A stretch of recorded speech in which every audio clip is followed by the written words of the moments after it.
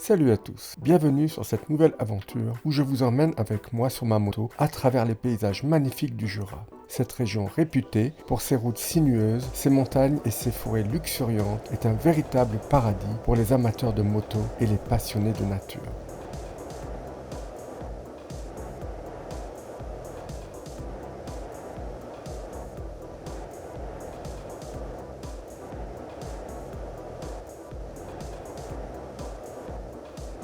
Aujourd'hui, je pars en direction du château de Joux, un lieu chargé d'histoire qui domine la région avec majesté. Ce trajet, c'est plus qu'un simple voyage. C'est une expérience où se mêlent plaisir de conduire, découverte culturelle et immersion dans le patrimoine français. Chaque kilomètre sur ces routes est une aventure en soi. Chaque virage révèle un nouveau panorama.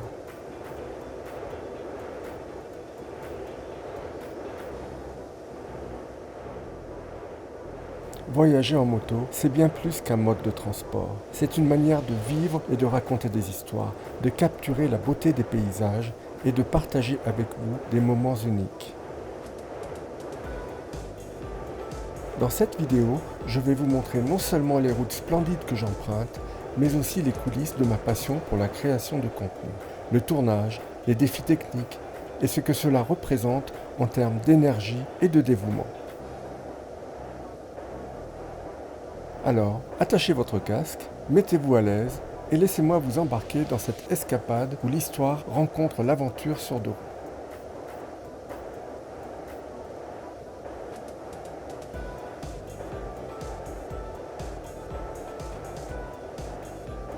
Voyager en moto offre une liberté incroyable, une autonomie totale qui transforme chaque voyage en une expérience unique. Cette autonomie me permet de choisir mes arrêts, de m'éloigner des sentiers battus et de profiter des moments de solitude au cœur de la nature. Rien ne vaut ces instants où, seul avec ma moto, je peux contempler un coucher de soleil ou écouter une forêt endormie. Mais cette solitude n'est jamais absolue. En chemin, il y a toujours des rencontres fortuites qui marquent. Les habitants locaux, curieux de ma moto et de mes aventures, viennent souvent à ma rencontre. Il suffit d'un sourire ou d'une question pour que les discussions s'engagent. Ces échanges sont souvent accompagnés de gestes de générosité incroyables. On m'offre une tasse de café, un bout de terrain pour planter ma tente ou, dans les cas les plus touchants, une invitation à partager un repas familial. Ces moments de convivialité ajoutent une richesse humaine à mes voyages, comme la fois où un fermier m'a non seulement laissé camper dans son champ, mais m'a aussi préparé un panier repas pour mon départ le lendemain matin. Bourlinguer en moto, c'est être constamment entre deux mondes, celui de la solitude choisie et celui des rencontres imprévues. Ces équilibres donnent une profondeur et une intensité particulière à chaque trajet. Avant de commencer la visite, prenons un moment pour situer ce lieu dans son contexte historique. Le château de Joux, perché sur un promontoire, est un édifice qui surplombe stratégiquement les environs depuis des siècles. Sa première construction remonte au XIe siècle, lorsqu'il servait de forteresse médiévale pour contrôler les routes commerciales de la région. Situé à la frontière naturelle entre la France et la Suisse, il était un passage obligatoire pour les marchands et les voyageurs. Au fil des époques, le château a évolué. Il a été remanié sous Vauban au XVIIe siècle pour devenir une place forte imprenable, avec des remparts et des bastions pour répondre aux innovations militaires de l'époque. Il est tristement célèbre pour avoir servi de prison.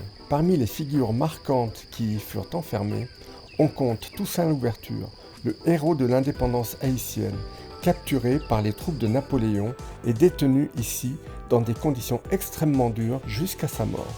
Ce chapitre sombre de l'histoire du château lui confère une aura particulière, mêlant grandeur et tragédie. Aujourd'hui, le château de Joux est un lieu de mémoire et de culture. Ses salles et ses cours racontent des siècles d'histoire, tandis que les paysages qui l'entourent offrent une vue imprenable sur les montagnes du Jura. C'est ce mélange d'architecture, de paysages spectaculaires et de récits historiques qui en fait un endroit incontournable. Filmer une visite guidée dans un château peut sembler fascinant, mais c'est aussi une véritable aventure semée d'embûches, surtout lorsqu'on utilise 3 caméras. Chaque appareil a son rôle. et leur gestion simultanée transforment l'expérience en un défi logistique et technique à part entière. Tout commence avec le choix du matériel. J'utilise une caméra 360, une Osmo Pocket et une caméra full frame montée sur trépied. Cela peut paraître impressionnant sur le papier, mais en pratique, chaque appareil nécessite une attention constante.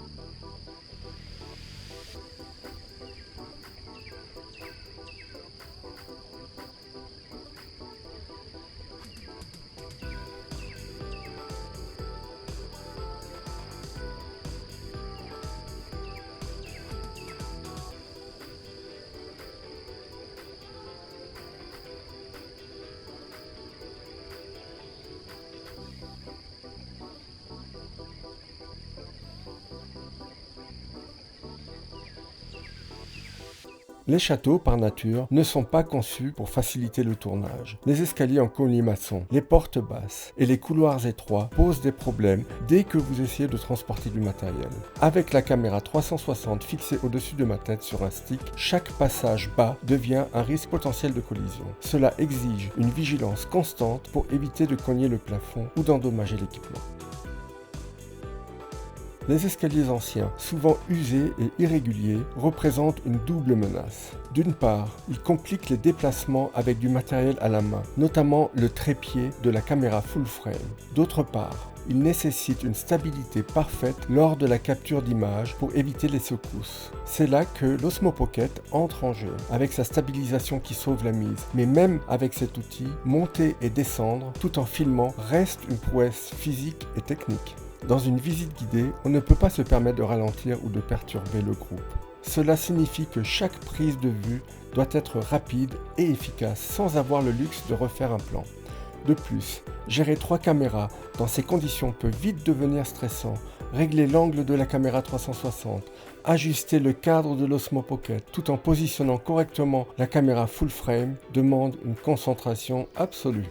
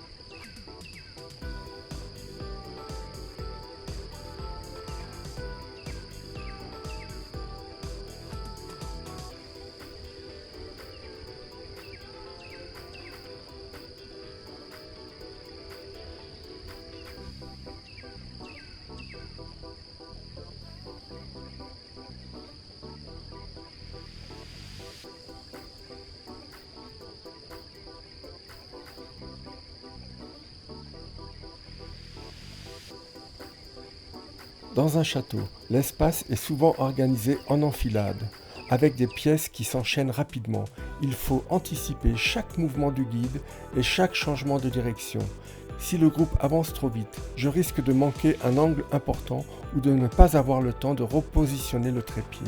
Ce type de tournage est une véritable course contre la montre, où chaque seconde compte.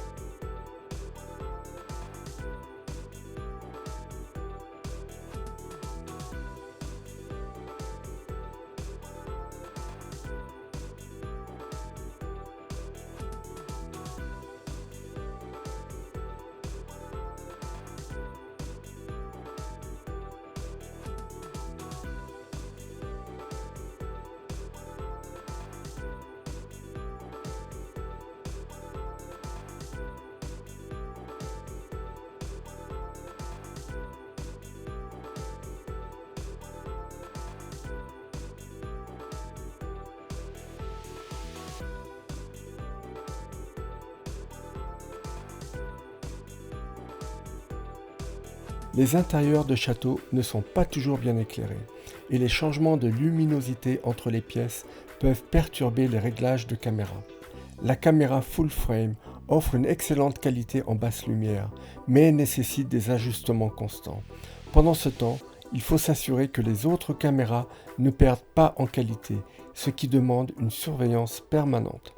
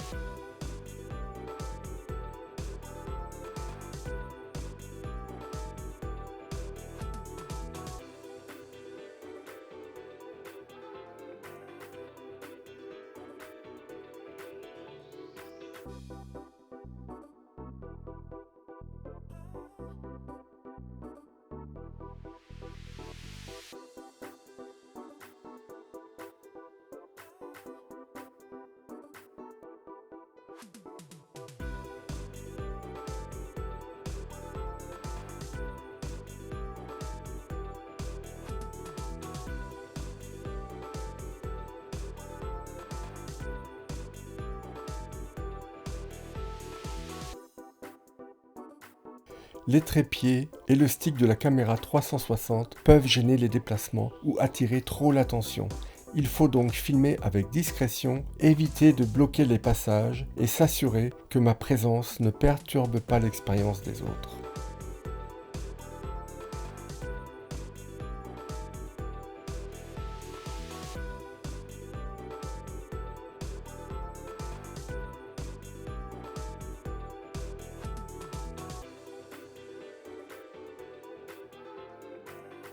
Filmer dans un château avec 3 caméras, c'est jongler avec des contraintes physiques, techniques et temporelles. Cela demande une organisation minutieuse, une bonne dose d'adaptabilité et surtout beaucoup de patience. Mais malgré tous ces défis, le résultat final, capturer la beauté et l'histoire d'un lieu unique, vaut largement chaque effort. C'est un équilibre entre la passion et la technique, entre l'improvisation et la préparation. Et c'est ce qui rend cette aventure si spéciale et gratifiante.